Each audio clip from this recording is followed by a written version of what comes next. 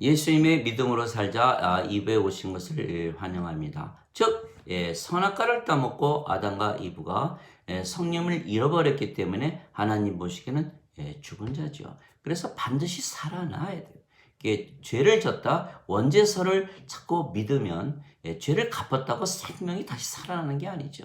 예수님께서 죄를 갚으시러 오신 것이 아니고 생명을 주러 오셨다고 분명히 말씀하셨어요. 누가복음 9장 59절 60절에 예수님의 제자 중 한 사람이 아버지를 장사 지내고 오겠습니다. 예수님 뭐라 하셨어요? 죽은 자의 장사는 죽은 자에 맡겨두고 너는 하나님 왕국을 전파하라. 모두 다 죽은 자라는 거예요. 죽은 자들 열심히 죄 갚아주면 뭐 살아납니까? 하나님의 믿음으로 봐야 되는 거예요. 성령님을 생명으로 믿는 믿음. 그래서 하나님의 믿음으로 봤을 때 성령님이 없으면 다 죽은 자라는 거죠.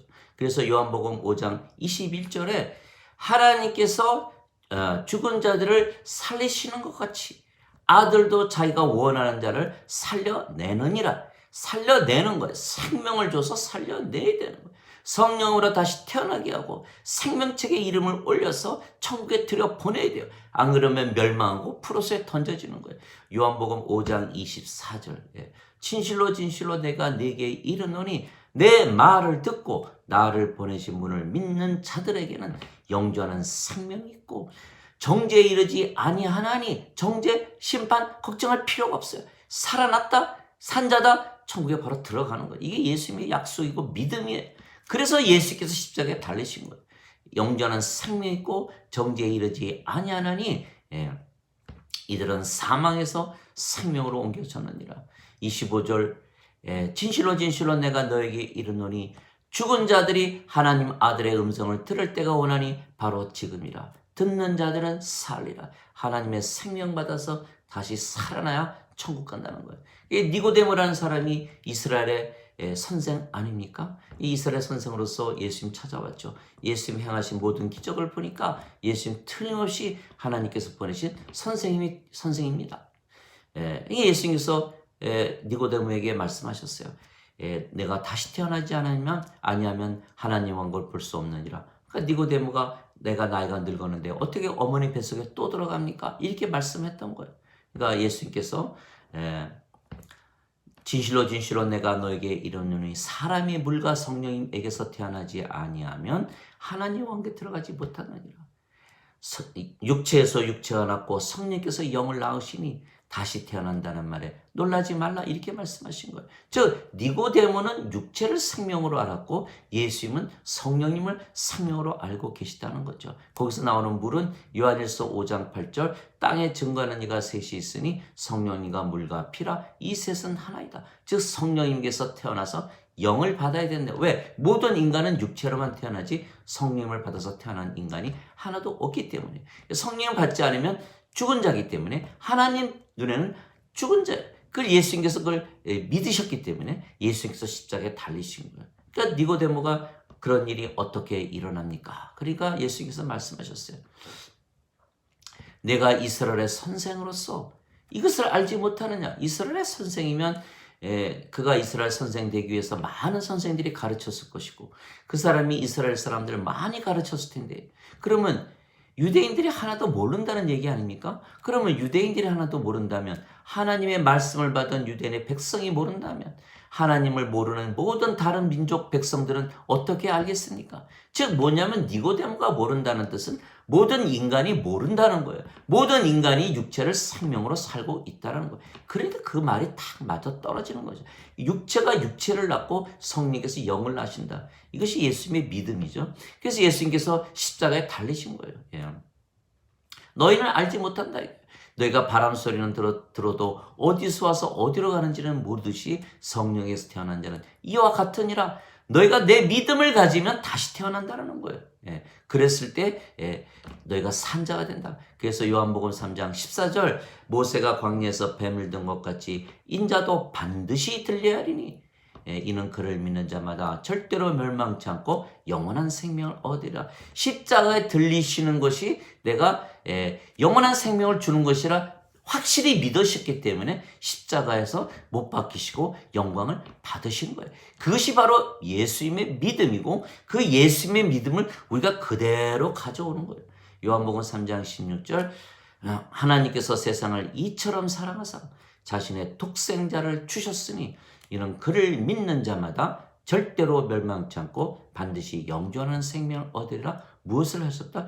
하나님께서 그 악한 세상, 하나님을 미워하고 예수님을 미워하는 죄인들 또 원수들 그들이 사는 세상, 그 세상을 사랑하셔서 자신의 독생자를 주셨으니 하나님의 아들을 주셨다는 거예요. 누구의 말씀입니까? 예수님의 말씀이에요. 예수님께서 나는 하나님의 아들이라 말씀하시는 거예요. 주셨으니 이는 그를 믿는 자마다 절대로 멸망치 않고 영존하는 생명을 얻으리라. 영존한 생명 주셨다. 영존한 생명은 성령님, 하나님의 영, 하나님의 생명이죠. 하나님께서 하나님의 생명을 우리에게 주셨다? 뭡니까 그러면? 우리가 성령으로 다시 태어나면 우리가 하나님의 영, 성령 가지면 우리의 영이 성령이니까 아버지와 한 영이 되어버린 거예요. 즉 아버지와 하나 되는 그것이 사랑이라는 거예요. 여기에 사랑의 비밀이 있는 거예요. 참사랑인 거예요. 우리가 이 사랑 가지고 다시 태어났고 이 사랑 가지고 모든 자들을 하나로 다 믿으며 여기며 바라며 사는 것. 이것이 바로 참사랑이에요.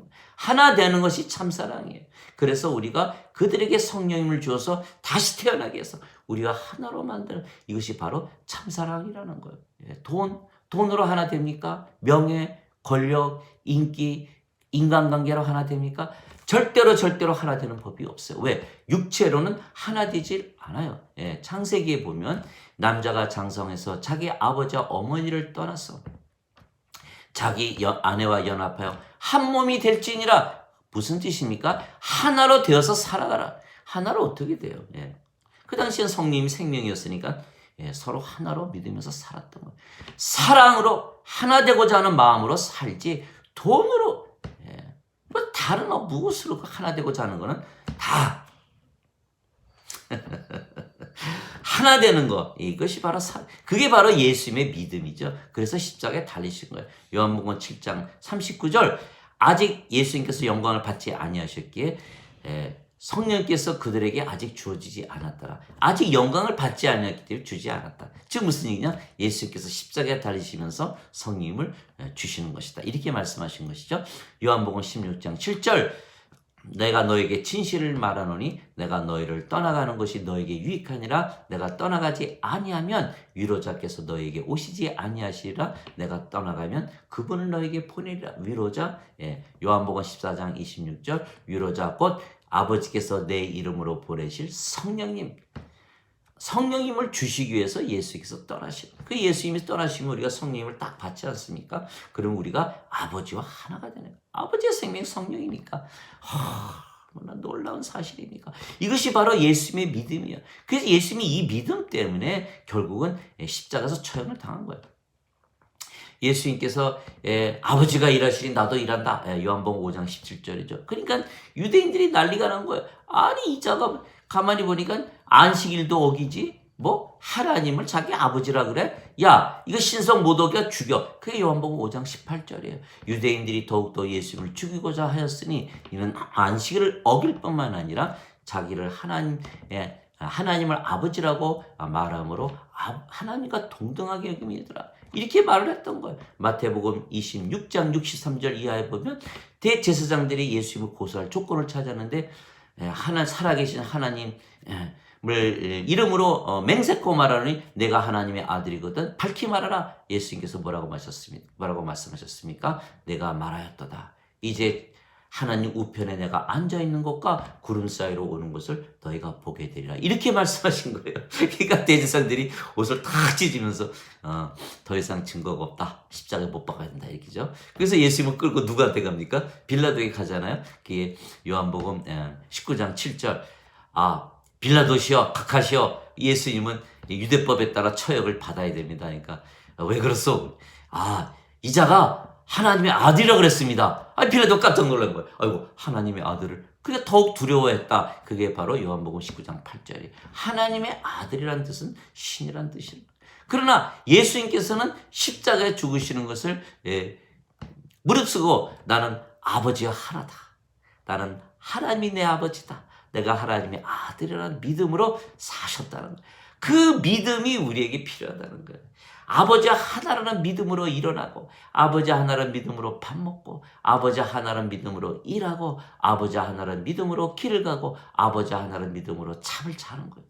아버지 하나로서 느끼고, 아버지 하나로서 생각하고, 아버지 하나로서 말하고, 아버지 하나로서 행하라는 거예요. 그러면 아버지 입장에서 어떻게 됩니까?